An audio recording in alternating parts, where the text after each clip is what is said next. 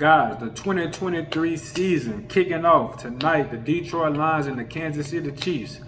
Kenwood Sports, man. I'm back with another one, man, to kick off the 2023 season. But look, the Kansas City Chiefs, man, the Chiefs done lost a lot. The Chiefs is not the same no more. The Chiefs is not the same team, man. And they lost Eric Bieniemy, the offensive coordinator, which I believe he did have some sort of impact on his team.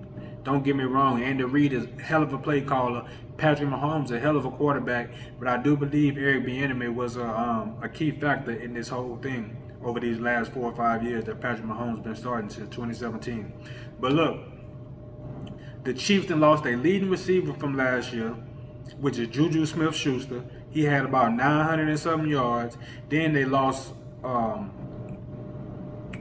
Mecole Hardman. Mecole Hardman went over to the Jets. He was the leading receiver for his touchdowns, but Travis Kelce had the most touchdowns. But as far as receiver-wise, they lost Juju and they lost Mecole Hardman. Sky Moore going to be one of their starters with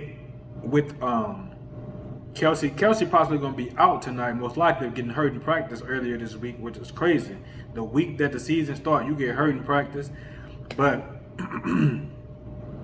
you got Sky Moore, which is a second-year player out of Western Michigan, only 5'10", less than 200 pounds.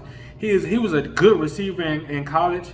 I liked him in college. But as far as being a number 1 or a number 2, I feel like he was a decent number 3. You got Kadarius Toney, who been hurt. The New York Giants totally gave up on him. He been hurt most of his career. He don't even got 3 touchdowns, I don't think. He got 3 touchdowns in three or 4 years playing. He been injured. I don't know if he's going to get some playing time tonight. But Marquez Valdez-Scantling, he going to get some playing time tonight. He probably going to be Patrick Mahomes' number 1 receiver. But I'm looking at, they lost Orlando on the line, Big Orlando on the line. They also lost Frank Clark, and then Chris Jones not going to be in the game this week. He's holding out, as a matter of fact. He's holding out.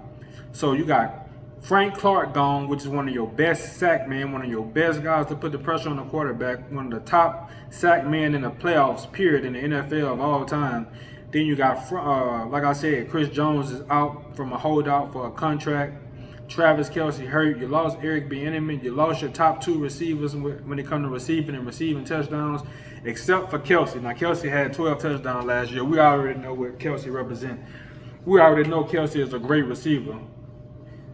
As far as tight ends go, he one of the best receiving tight ends that we've seen in the history of the game. Probably a top 3, definitely. With Gronk, you can put Gronk in there. You can put Anthony Gonzalez in there. I said Anthony Gonzalez. Y'all know who I'm talking about, Gonzo.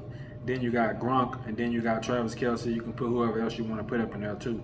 But looking at this team, Jared Goff, led by Dan Campbell at the coaching. They added C.J. Gardner-Johnson from the Eagles. Aiden Hutchinson still on that defensive line, putting pressure on the quarterback.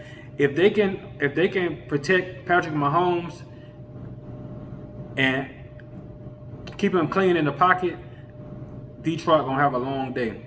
They're gonna have a long day because I really don't see nobody from Kansas City holding Detroit. Nobody from Kansas City rushing Detroit quarterback like that. Nobody on that defense scare me. Can you name anybody on that defense with Frank Clark being gone, with Chris Jones out? I can't really name nobody straight off the top of my head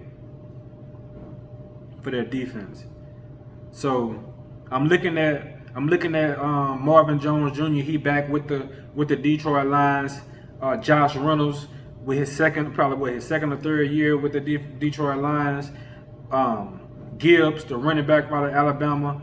Jared Goff played a good, decent season last year. I'm expecting them to make the playoffs this year, to make a playoff push.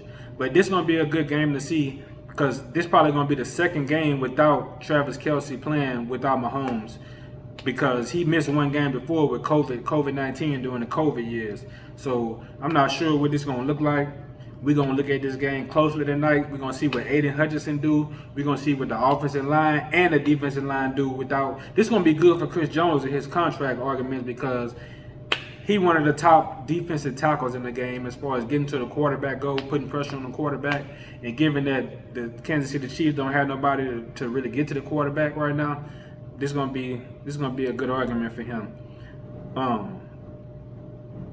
But we'll see what happened with the on the back end as far as C.J. Gardner-Johnson go, covering these guys down the field. Kadarius Toney, we know he's a speedster, we know he's dangerous, but like I said, he don't have no gaudy numbers. He did what he did in Florida before he got to the league. Everybody know him as a dangerous pass catcher once he get the ball in the open field, but he hadn't been on the field enough to get him much done.